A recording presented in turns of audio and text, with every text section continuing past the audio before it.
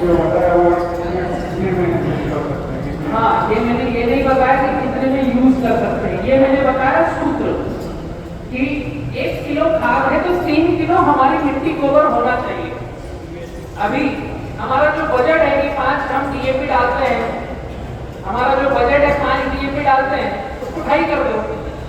भट्टी खाद बनाने का सूत्र है, एग्जैक्ट जो आपको मिलेगा वो पीएफएस से मिलेगा। और उसका अगर साइंटिफिक कैलकुलेशन देखें तो 100 नाइट्रोजन, 30 फास्फोरस, 60 पोटास और 10 मैग्नीशियम, ये उसका सूत्र है साइंटिफिक। इस सूत्र से आपको सॉफ्टवेयर डोज निकाल के देगा जी। हाँ बलराम जी, खाना खाने से पहले जो सेशन हुआ था उसमें आपने बताया था वो कार्बन कांच के ग्लास में जो आपने ड्रो करके दिखाया था ना, वो ऊपर का लेयर जो 0.5 सेंटीमीटर होता है, 1 सेंटीमीटर था, उसमें ये हम कैसे देख सकते थे? हाँ, ये उसमें नहीं देख पाओगे। उसमें देखने के लिए आपको मेडिकल से एक पीएच नापने की स्ट्रिप लेना पड़ेगा, बहुत सस्ती मिलती है। हाँ हाँ, मेडिकल पे मिल जाएगी पीएच नापने की स्ट्रिप। वो स्ट्रिप पानी में डुबाओगे और निकाल दोगे, वो आती है सिंदूरी कलर की। एक स्ट्रिप 10 से 15 पैसे की पड़ेगी। उसकी डिब्बी आएगी 2.5 स्ट्रिप की, वो 10-12 रुपए का आएगा। लिटमस पेपर बोलते हैं वही ना? शायद वही पीएच पेपर डालने के लिए मिलेगा। हाँ वही। उसको उस पानी में डालकर निकालोगे तो उसका कलर बदलेगा और उसके साथ में कलर का लेबल आएगा, उसके साथ में लगाकर देखोगे तो आपको पीएच पता चल जाएगा। और दूसरा है जो आपने बताया था वो पोटास लेने के लिए कैल्शियम जरूरी है, वो बताया था कुछ परसेंटेज में 10%, मतलब कि 100 किलो पोटास के लिए 10 किलो कैल्शियम लेना है, उसका मतलब ये होता है 100 किलो आपका डीएपी 2 बोरी पोटास की है, 100 किलो पोटास है, तो उसके साथ में अगर आप ड्रिप से डायरेक्ट चला रहे हो बिना भट्टी खाद बनाए तो 10 किलो कैल्शियम नाइट्रेट जाएगा, तो वो अपटेक पूरा 100% होने की कगार पर रहेगा। और तीसरी चीज अभी जो बताई आपने वो मिट्टी का स्प्रे, वो परसेंटेज में है कि पूरा 100% वही लेना है कैंडल में से? हाँ, जो आपने 200 लीटर का बनाया है 20 किलो गोबर मिट्टी डाल करके वो पूरा का पूरा लेना है। अच्छा, उसके अंदर कुछ पानी ऐड नहीं करना? अंदर तो पानी ऐड नहीं करना है, उसको कपड़ छान करके लेना है ताकि वो कचरी, कंकड़ी, प्लास्टिक नोजल में ना आए। और इसकी लाइफ कितनी टाइम रहती है? उसको आप रख सकते हो आराम से, 1 सप्ताह 2 सप्ताह रख सकते हो, कुछ ऐसा नहीं है। Okay okay, thank you very much. Balram ji, अपने भट्टी खाद में जो फर्टिलाइजर देंगे इसका 3 गुना गोबर या मिट्टी बोला है, गोबर की जगह जो कंपोस्ट है उसको गोबर से ही बनता है कंपोस्ट, ले सकते हैं। अगर वो लेंगे तो जो कंपोस्ट में बैक्टीरिया है जो रासायनिक दोनों मिक्स हो तो उसका बैक्टीरिया देखते हैं मर जाएगा, मर जाएगा। हाँ, तो फिर लेना पड़ेगा, इसीलिए तो वो डीएपी को कन्वर्ट करेगा। एक्चुअली ये जो भट्टी खाद है ना, ये डीएपी के दाने को तोड़ने के लिए है, उसके सरफेक्टेंट को फोड़ने के लिए है, और जहाँ पर खेत में भी डीएपी डलता है वहाँ पर बैक्टीरिया मरता है उस दाने वाली जगह पर। जब आप डीएपी डालते हो, पोटास डालते हो, तो वहाँ पर थोड़े दिन के बाद ऐसे जमीन ढीली मिलती है, कुछ मिलेगी, उसका जो एसिड निकलता है। एक्चुअली वो प्रक्रिया ही है, बैक्टीरिया मरेंगे, हीट होगा और वो भट्टी खाद में डीएपी फूटेगा, उसी प्रक्रिया से होगा, वो एक घटना घटेगी। बलराम जी, हम भट्टी खाद बनाते हैं उसमें फर्टिलाइजर डाल सकते हैं डीएपी के साथ? फर्टिलाइजर डाल सकते हैं, बट वो यहीं पर उसका अर्थ निकल जाएगा। आप फर्टिलाइजर क्यों डालते हो? और डांगर की खेती करते हैं तो घरपाना के लिए जो जीवाणु आती है तो उसका अर्थ यही निकल गया तो वहाँ पर लागू नहीं होगा ना। फटेगा का जो काम है उसकी बदबू है जो वहाँ पर तीव्रता से आनी चाहिए, तो ये 7 दिन तक भट्टी खाद रहेगा, बिना खत्म हो जाएगा। इसलिए आप जिस दिन डाल रहे हो उस दिन डाल, उसके साथ पहले मत डाल। जो भट्टी खाद में हम जो खाद के साथ गोबर मिक्स करेंगे तो जो खाद अगर भी चाहिए, तो डीएपी पोटास जो यूरिक एसिड जो माइक्रोन्यूट्रिएंट्स हम ऐड करते जैसा माइक्रोन्यूट्रेंट ऐड होगा तो पानी तुरंत छोड़ना चालू हो जाएगा उसमें। हाँ, तो उस केस में माइक्रोन्यूट्रेंट ऐड करेगा उसको अलग रखें। नहीं माइक्रोन्यूट्रेंट भट्टी खाद में ऐड कर सकते हो, लेकिन माइक्रोन्यूट्रेंट क्या होता है चिलेटेड फॉर्म में जैसे ही जाएगा कहीं कनेक्ट होगा तो वो पानी छोड़ना चालू करेगा, क्योंकि चिलेटेड फॉर्म में है। तो माइक्रोन्यूट्रेंट को भी आप जब भट्टी खाद बना रहे हो जब भी डाल दो, जैसे बाद में ऐड कर दिया उसका नहीं, वो उसका भी सर्फेक्टेंट तोड़ करके एक्चुअली माइक्रोन्यूट्रेंट्स अपटेक होंगे कम पीएच में। जिसको भी प्रश्न पूछना हाथ खड़े कीजिएगा, मैं कर रहा है। माइक्रोन्यूट्रेंट्स अपटेक होंगे 6 तक 5.5 से 6 पीएच में, और आपके जो मैक्रोन्यूट्रेंट्स अपटेक होंगे 6.5 से 7 के बीच में। तो उसको भी भट्टी खाद में अगर मिक्स करके आपने दिया तो फिर जमीन का हमारा कुछ पीएच वो रेडी अवेलेबल फॉर्म में मिल जाएगा। इरिगेशन का बेस्ट सोल्यूशन क्या है, ड्रिप या एयर इरिगेशन, और दोनों में फर्क क्या रहता है खर्च का?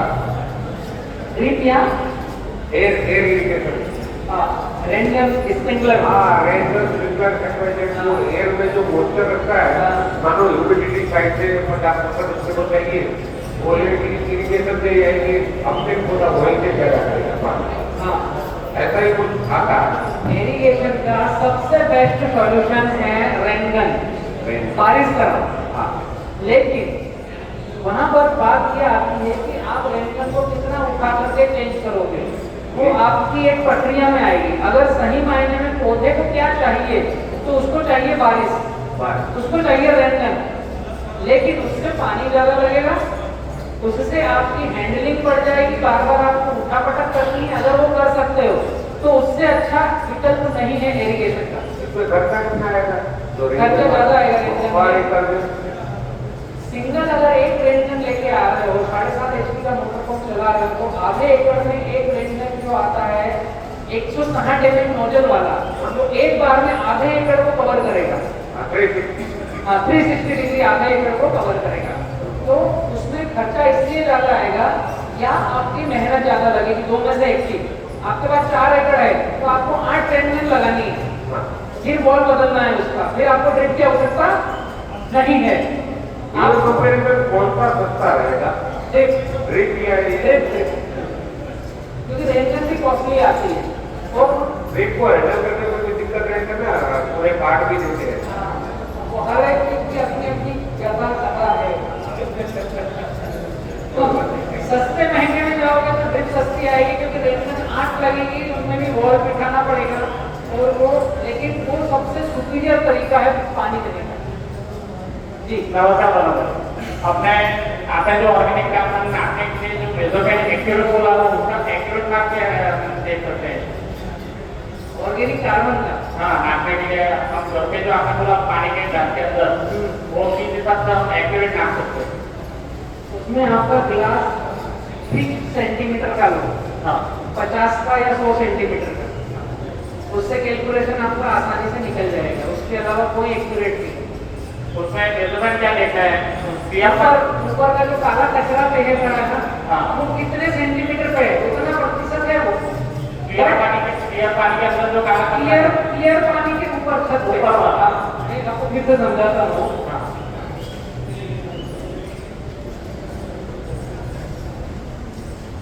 ये जो कांच का गिलास है आपका, इस गिलास में जो ये पानी की लाइन है, यहाँ पर जो काला कचरा तैर रहा है, ये कितने सेंटीमीटर है, ये निकल के आएगा आपका एक्यूरेट प्रमाण की आपका कार्बन प्रतिशत क्या है। आपको स्केल लगाना पड़ेगा नीचे, टॉप टू बॉटम का, टॉप टू बॉटम का स्केल लगाना पड़ेगा, उसमें ये कितने सेंटीमीटर है। अगर ये आपका 100 सेंटीमीटर है तो ये आपका कैलकुलेशन आएगा। अगर ये 50 सेंटीमीटर का ग्लास है तो आपको 50 सेंटीमीटर से कैलकुलेटर चलाना है, वो कैलकुलेशन की भाषा में देखना पड़ेगा। और ऑर्गेनिक कार्बन ऐसे हम जो मतलब खाद डालते हैं, लीटर डालते हैं, उसमें अगर सबसे अच्छा ऑर्गेनिक कार्बन कैसे किससे पैदा कर सकते हैं? ऑर्गेनिक कार्बन एक तो पैदा होता नहीं है, मतलब मैं उसको थोड़ा फाइन ट्यून करके बता देता हूँ। ऑर्गेनिक कार्बन एक तो पैदा होता नहीं है, जो पेड़ पौधों की बायोमास बॉडी है, वो जब मिट्टी में जाती है उसका पूरा अर्क निकल जाता है, वो ड्राई हो जाता है और आखिर में महीन काला कचरा जिसको पीसने पर गायब हो जाएगा।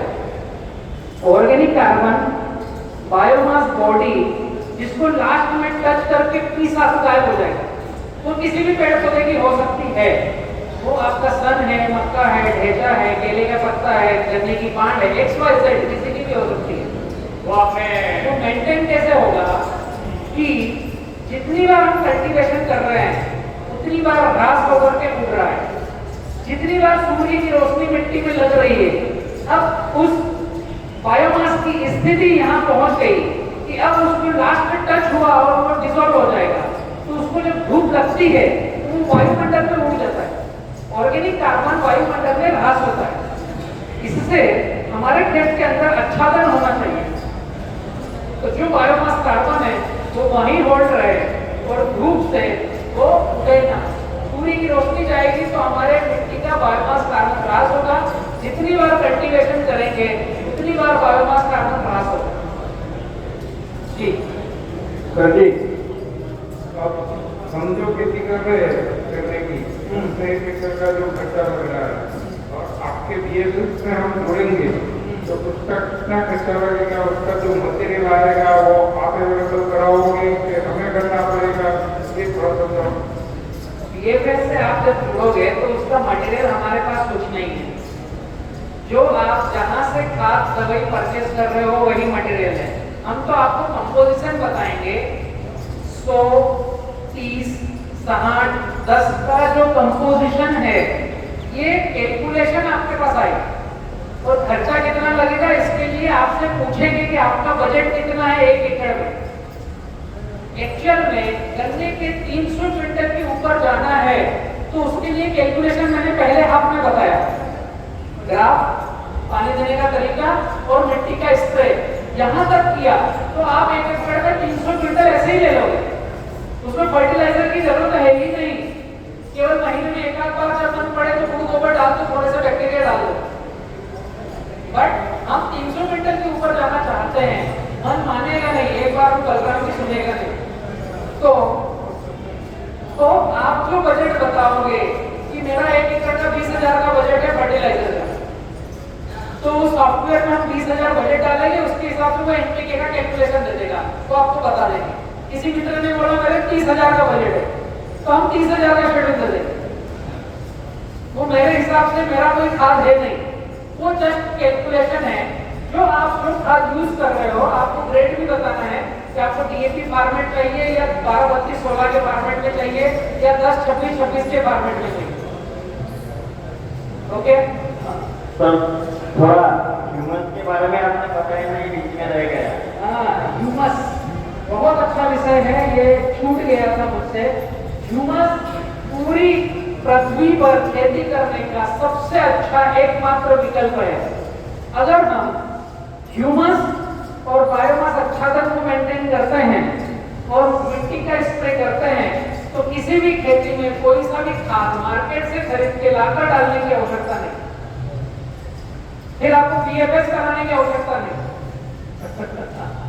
ठीक है, ह्यूमस, बायोमास आच्छादन और PM स्प्रे, ये 3 चीजों का कॉम्बिनेशन इतना अच्छा है।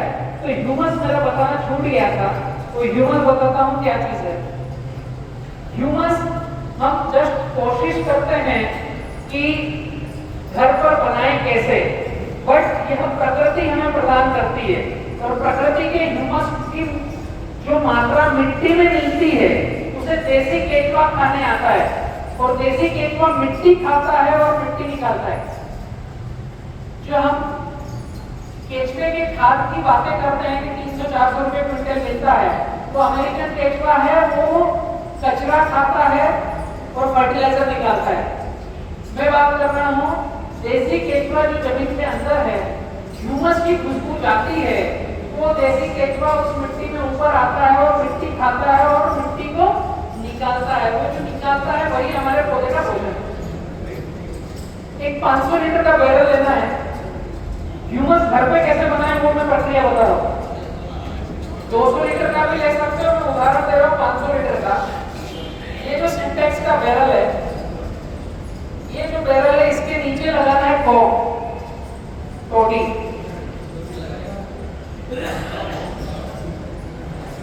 पेंटिंग थोड़ी थोड़ी आती है हमको, ठीक है। इसको रखना है हाइट पे ताकि आप कोप से पानी निकाल सको। अब ये जो 500 लीटर का बैरल है ये 200 का हो सकता है, 100 का हो सकता है। इसमें 70% का कचरा बायोमास किसी भी पेड़ पौधे का, केले का, गन्ने का, बैम्बू का, खरपतवार का, 70% का बायोमास, 30% पानी। 70 बायोमास, 30% पानी। अब 500 लीटर का अगर ये ड्रम है, 500 लीटर का अगर ये ड्रम है तो कम से कम 5 केजी गोबर, 1 लीटर गोमूत्र, 100 ग्राम वाइसिनोमीटर,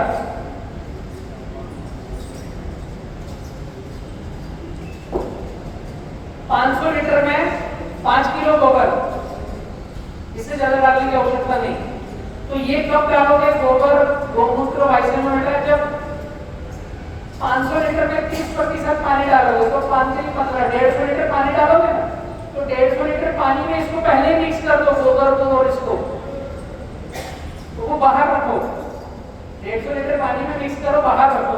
जब ये बायोमास आप डाल रहे हो, थोड़ा सा भी बायोमास, क्या किसी भी पेड़ पौधे का कचरा, हाउसेस, गीला सूखा कोई भी चलेगा, गन्ने की पत्ती, केले की पत्ती, गन्ने का डंठल, केले का डंठल, पपीता का डंठल, मिर्ची, भिंडी, भिंडी, तुरई, कुछ भी ले सकते हो बायोमास बॉडी। वो इसमें एक लेयर डाली, फिर पानी डाला, फिर दूसरी लेयर डाली, फिर पानी डाला, फिर तीसरी लेयर डाली, फिर पानी डाला। ये जो पानी 30% है, इसको एक साथ नहीं डालना है, थोड़ा कचरा डाला, फिर पानी, थोड़ा कचरा, फिर पानी, थोड़ा कचरा, फिर पानी।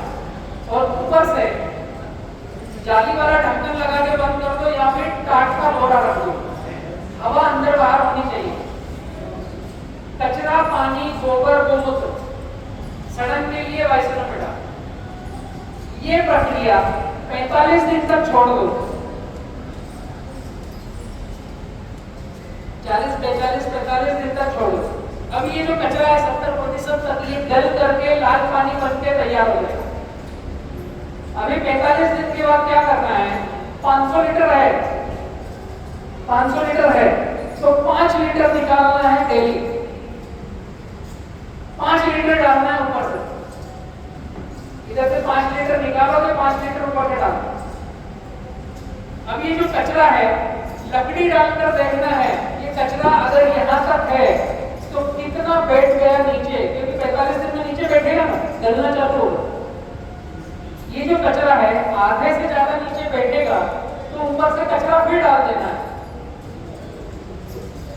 इस डब्बे में कुछ निकालने का बचेगा नहीं, केवल पानी निकलता जाएगा।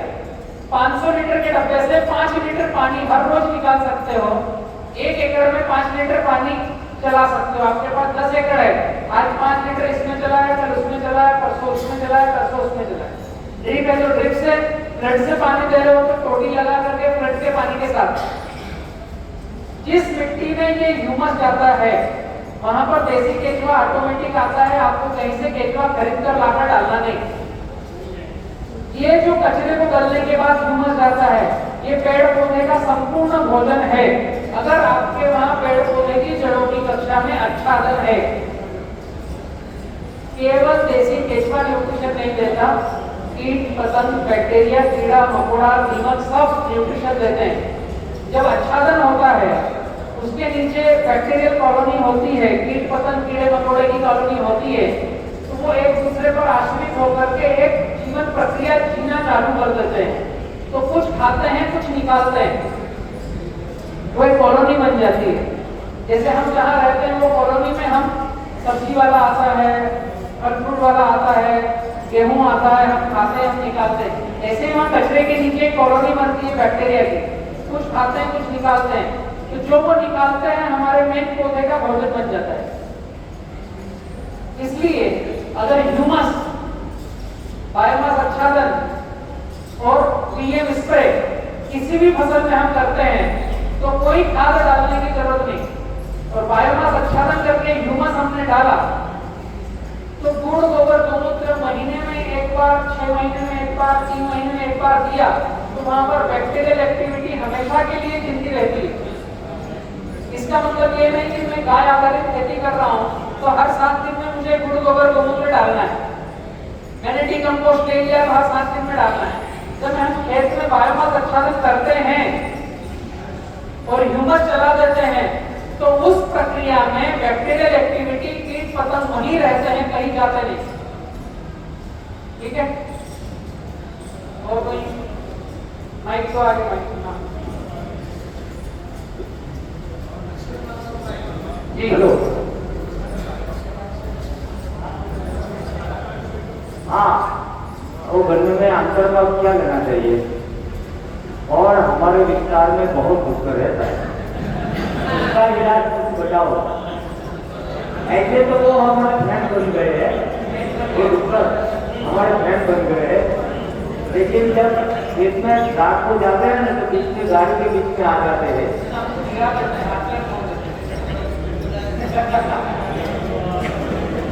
एक्चुअली ये आपकी समस्या नहीं, पूरे देश की समस्या हो गई डुक्कर की। उसके लिए बाउंड्री ही एक विकल्प मात्र व्यवस्था है, दूसरी व्यवस्था है नहीं। उसका उत्तर मेरे पास भी नहीं। दूसरा, अंतर्वर्ती फसल का जो बोल रहे हो, अंतर्वर्ती फसल का जो बोल रहे हो, उसके लिए जब आप 5x7 पर गन्ना लगाते हो,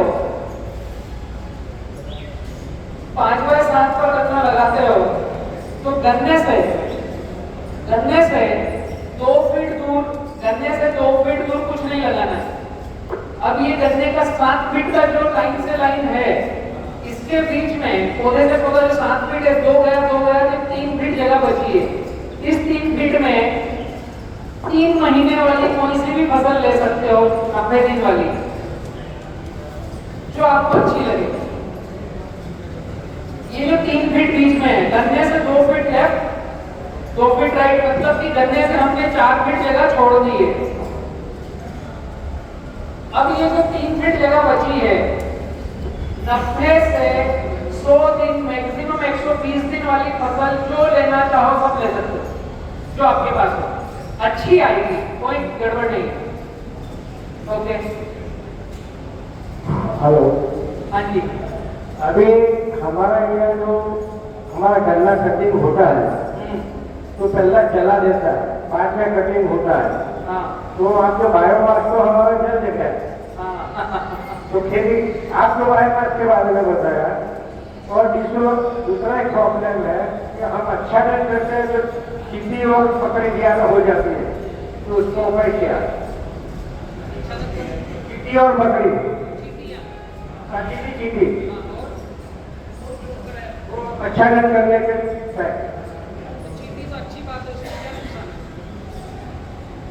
है ना, वो आपके और मेरे हाथ में से अब निकल गए।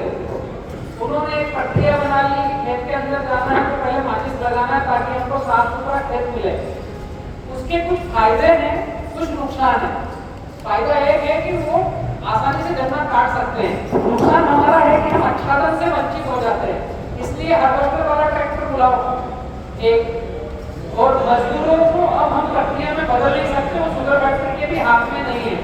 दूसरा, जब वो जल करके काला कचरा बनता है तो कोशिश ये करें कि वो काला कचरा वही रहे, वो बायोमास कार्बन के काम में आता है। वो वही खेत में एक बार अंटी पंटी हो जाए, ना कि पानी के साथ बह करके बाहर निकल जाए। जब हम जला देते हैं और फ्लड इरिगेशन करते हैं तो वो जो कचरा है वो बह करके बाहर चले जाता है। उसकी कुछ व्यवस्था ये हो कि खेत में ही रह जाए, तो वो कार्बन प्रतिशत बढ़ाने के काम में आएगा। जी,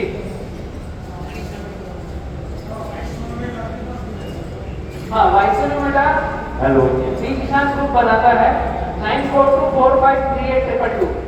होम डिलीवरी आता है, ये घर पे आएगा। जी सचिन हाँ। जो आपने बताया ये 5 से 7 का मॉडल था, हाँ, वो गन्ने का खेत हम कितने साल तक रख सकते हैं खेत में?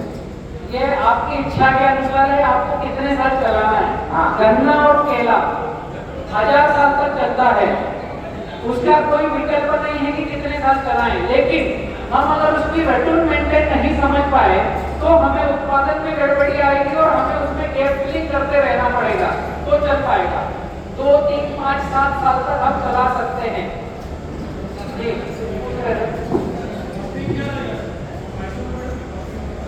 500 ग्राम 500 रुपए का। नमस्ते सर। जी। ये इन्फॉर्मेशन हाँ। मैं ये पूछना चाहता हूँ कि आपके यहाँ सिर्फ रियल अर्थ में किसी का फार्म है कि जो फार्म विजिट करके लोग उसको देख सकते हैं? एक नाइट यहाँ पर जो अनिल तो भाई जरा इसका मोबाइल नंबर और जरा इन्फॉर्मेशन दीजिए। माइक चिराग जी, अनिल जी को और इनको माइक दे दो। तो जो अनिल जी ने अभी कुछ छोटे ट्रायल करके प्लॉट लगाया है, ग्राफ बनाया है। अनिल जी आपको बताएंगे कि कहाँ पर एक दो प्लॉट आप देख सकते हो। जो ग्राफ वाला मैंने मेथड बताया ना, लेकिन पूरी प्रक्रिया वहां पर भी शायद नहीं की गई है। जो ग्राफ है वो ग्राफ कुछ हद तक फॉलो किया गया है आपके गुजरात में। આપણે નર્મદા સુરત ફેક્ટરી પાસે નવા બજાર છે, ત્યાં આગળ એક બધું રિસર્ચ કર્યું છે, જ્યાં 99 ફૂટ જ્યાં 60 ફીટ 5.5 ફૂટ છે। दो तीन ग्राफ लगाए हैं ना अलग अलग। दूसरा जो ग्राफ है वो 2 बाई 5.5 फीट पे है और इसमें 11 फीट की जगह छोड़ी है। ये यहाँ पर आप जाकर इनके खेत और होगा नंबर लिखा 9737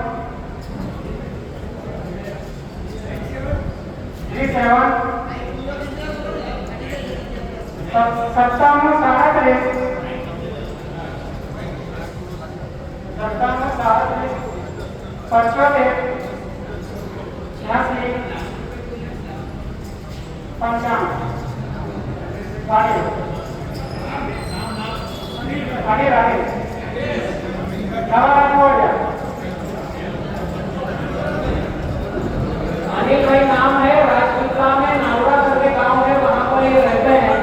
और जो नर्मदा शुगर फैक्ट्री है वहां इनका गन्ना जाता है। ये प्रक्रिया आपको कहीं जाने की बजाय आगे आपके क्षेत्र में आने वाला है। तो मनोज जी से मैं रिक्वेस्ट करूंगा कि जो भी फार्मर इस विधि से आगे बढ़ना चाहते हैं वो मनोज जी से संपर्क करें, एक बार ग्रुप बनाएं। जिन फार्मरों को 2 एकड़ 1 एकड़ में ट्रायल करना हो उनके साथ में रह करके आपके गाँव में ट्रायल करो। Hello, thank you. आपने सभी जगह, लेकिन अभी तो रसूल कैसे रखने का है, 5 साल कैसे ले सकते हैं? 5 साल कैसे ले सकते हैं? रेटून मैनेजमेंट छूट रहा था, यही मनोज जी ने भी पूछा मुझे आकर के। तो रेटून मैनेजमेंट का एक विषय अपनी चर्चा में कुछ बच गया था, उसको मैं ले लेता हूँ कि कंटिन्यू एक बार लगा करके आप अनेक साल तक गन्ना कैसे ले सकते हैं।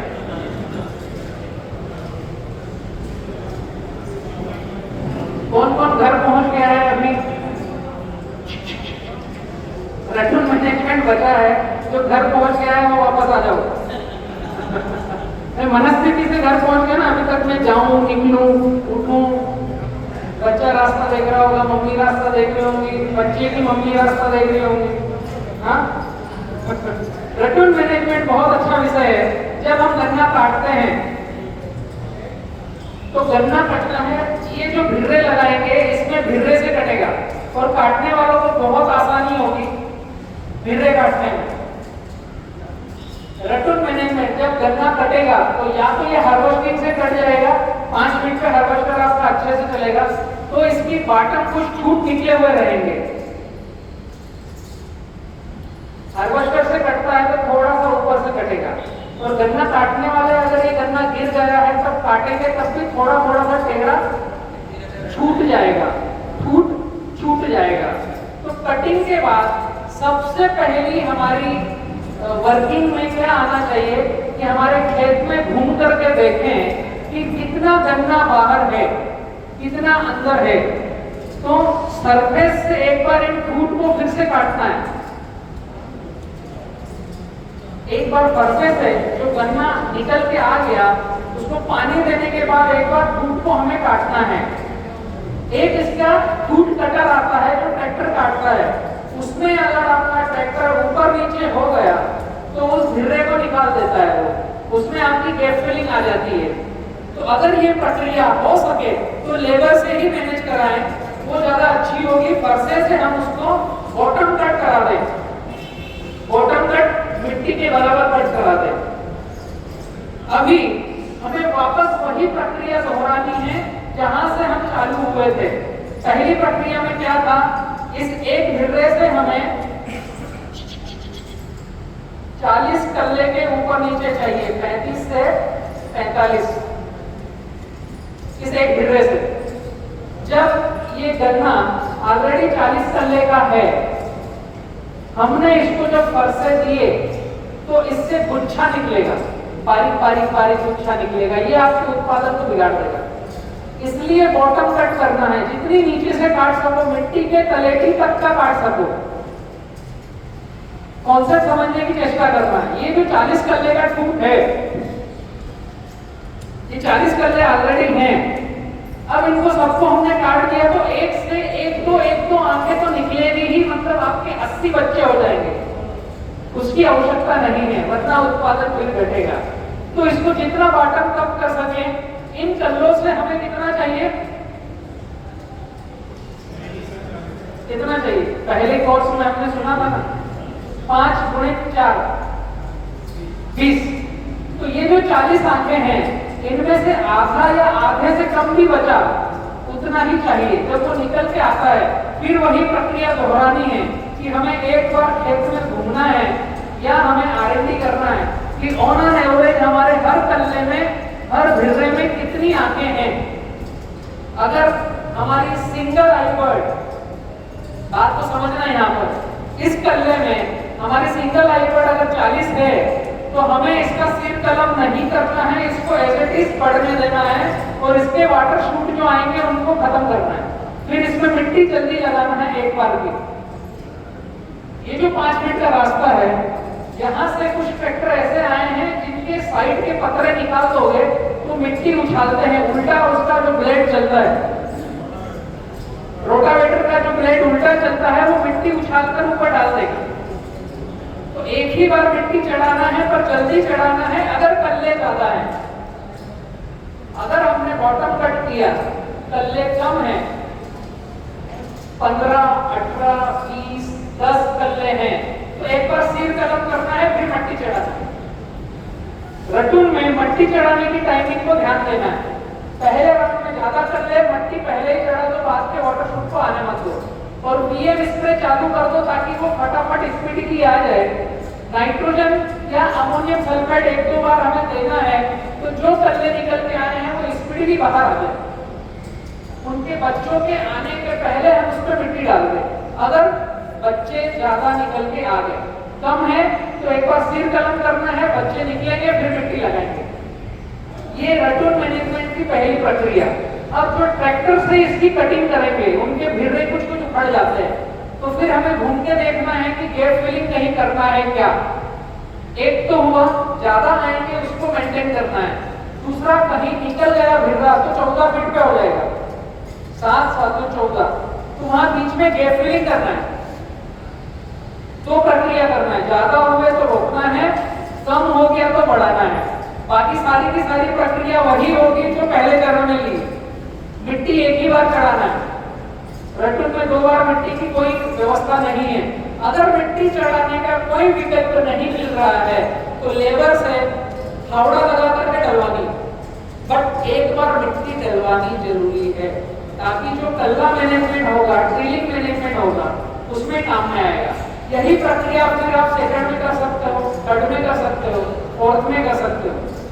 एक बार आपने सेकंड की प्रक्रिया करी और पहली बार का कल्ला जब मेरे बराबर होगा तो फिर उसमें वाटर शूट दिखना चालू हो जाएगा। सेकंड रटून मैनेजमेंट में आपको वाटर शूट को मेंटेन करने में जो मेहनत लगेगी, बस उतनी ही मेहनत है।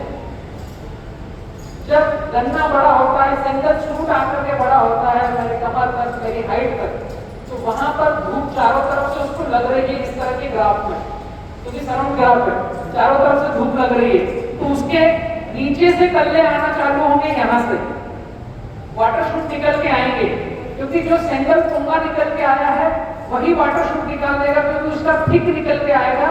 जब मेरी हाइट का होगा 4 से 5 फीट का, तो नीचे से मोटा वाटर शूट निकल के आएगा। उस समय आपको एक प्रक्रिया और करनी है कि खेत में अंदर जाकर के वो वाटर शूट को तोड़ करके वहीं से बिछा दो, आच्छादन करो।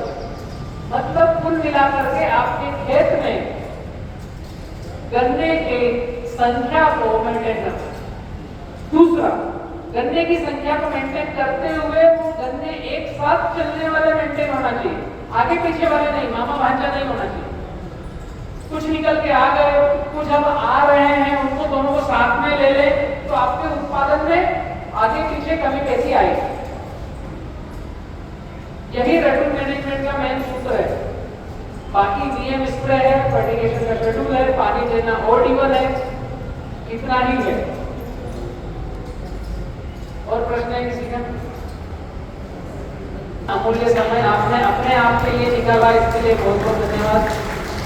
कल केले के विषय में एक फिर दिन भर का सेशन है, और जो मित्र गन्ने की 70-30 फार्मिंग के सूत्र में जाना चाहते हैं, वो जिन्होंने आपको यहाँ इनवाइट किया है उनके पास अपने नाम लिखवाइए, या आप जिस पद्धति से कर रहे हैं उस पद्धति में भी किसान का समावेश चाहते हैं, किसान पाठशाला की गाइडलाइन चाहते हैं, तो हम कनेक्ट होकर के इस 2023 और 24 के सत्र में यहाँ जो गन्ने की खेती होगी उसमें जो बेस्ट कर सकते हैं साथ में मिलकर के आगे बढ़ेंगे। Thank you.